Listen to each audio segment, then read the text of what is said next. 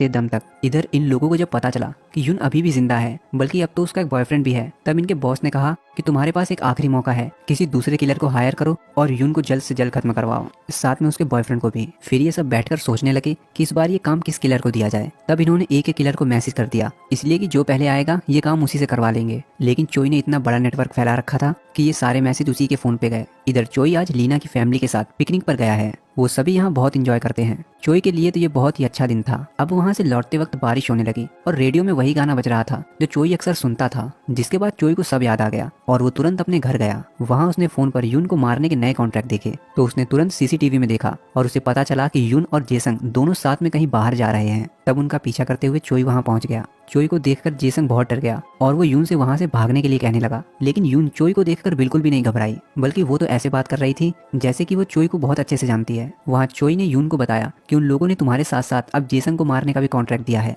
इसीलिए तुम्हें इस देश को छोड़कर जाना पड़ेगा। वहाँ जेसन को कुछ समझ नहीं आ रहा था। तब चोई ने उसे सब बताया। असल में चोई है तो एक किलर, लेकिन सिर्फ नाम का, क्योंकि उसे जिस किसी को भी मारने का कॉन्ट्रैक्ट मिलता था वो उसी के पास जाकर उससे नया कॉन्ट्रैक्ट करता था। वो लोगों से कहता था कि कुछ लोग तुम्हें मारना चाहते हैं, अगर तुम जिंदा रहना चाहते हो तो मैं जैसा बताऊं वैसा ही करो। फिर चोई उसकी फेक डेथ प्लान करता था ताकि कॉन्ट्रैक्ट देने वाले को लगे कि वो इंसान सच में मर गया है। बाद में कॉन्ट्रैक्ट के पैसे वो दोनों आपस में बांट लेते हैं। यून के साथ भी कुछ ऐसा ही है, इसीलिए चोई ने उसे बचाने के लिए अपनी निगरानी में रखा था, जहाँ यून अपनी मौत को असली दिखाने के लिए रोज प्रैक्टिस करती थी। लेकिन चोई की याददाश्त जाने की वजह से पूरा प्लान खराब हो गया और इसीलिए यून को देश छोड़ना पड़ेगा। यून जेसन को भी अपने साथ चलने के लिए कहती है क्योंकि अब उसकी जान भी खतरे में है। तब जेसन कहने लगा कि मैं तो वैसे भी मरने वाला था, मेरे आगे पीछे रोने वाला कोई नहीं है, तुम मेरी चिंता मत करो। तब चोई ने उससे कहा, ऐसा नहीं है, मैं तुम्हारे डैड से मिला था, वो तुम्हें एक बड़ा एक्टर बनते हुए देखना चाहते हैं, इसीलिए तुम्हें जिंदा रहना होगा। अब इसके बाद